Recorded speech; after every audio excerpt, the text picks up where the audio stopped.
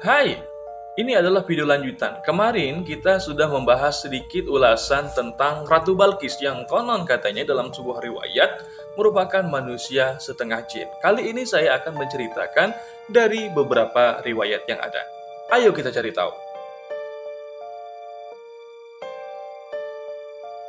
Untuk kisah versi pertama dinukil dari kitab Faidil Al-Qadir oleh Imam Zainuddin Abdul Rauf Al-Munawi, menceritakan bahwa sebelum Ratu Balkis dilahirkan, ayah Ratu Balkis adalah seorang raja dari negeri Sabah. Ia memiliki hobi yaitu berburu. Tujuan dari sang raja berburu bukanlah untuk mencari hewan untuk dimakan, melainkan sebagai hobi. Suatu ketika di tengah hutan, sang raja ini merasa sangat kehausan. Qadarullah, dari kejauhan ia melihat ada sebuah kemah. Karena merasa haus, ia berniat mendatangi kemah tersebut untuk meminta air.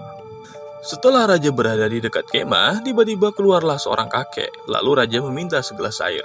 Maka diberilah segelas air itu yang dibawakan oleh seorang wanita yang sangat cantik, yang merupakan anak dari kakek tersebut. Karena kecantikan wanita itu, raja ini terpikat dan hendak meminangnya. Akan tetapi, wanita ini mengatakan bahwa mereka dari bangsa jin. Namun, sang raja tetap ingin menikahi wanita itu. Alhasil, sang kakek atau ayah si wanita itu meminta sebuah syarat, yaitu jika si wanita ini kelak menjadi istrinya, melakukan sesuatu yang aneh, lalu si raja bertanya kenapa, maka jatuhlah talak 3 kepadanya dan hal itu pun disepakati.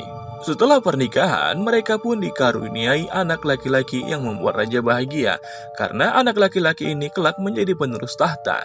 Akan tetapi, tanpa sepengetahuan raja, anak ini pun diwafatkan oleh ibunya, yang membuat raja ini sedih dan kebingungan, sekaligus teringat dengan perjanjian mereka dahulu.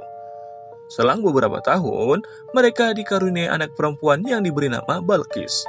Dan anehnya, anak perempuan ini tidak diwafatkan oleh ibunya. Lantas, hal ini menjadi pertanyaan besar yang sudah tak tertahankan, yang pada akhirnya sang raja melanggar perjanjiannya. Kemudian, sang istri menjelaskan bahwa saat kelahiran anak pertama, yaitu seorang anak laki-laki, ayah si wanita ini mencuri berita dari langit, yang mendengar malaikat mengatakan bahwa anak laki-lakinya itu akan mewafatkan sang raja. Alhasil, sang istri mewafatkan anak itu untuk menyelamatkan sang raja. Ayahnya juga mendengar berita dari langit yang mengatakan bahwa anak perempuan itu dipuji oleh para malaikat serta menggambarkan kekuasaan dan kerajaannya. Setelah dijelaskan semuanya, sang istri pun pergi meninggalkan sang raja bersama Balkis dan tak pernah kembali lagi.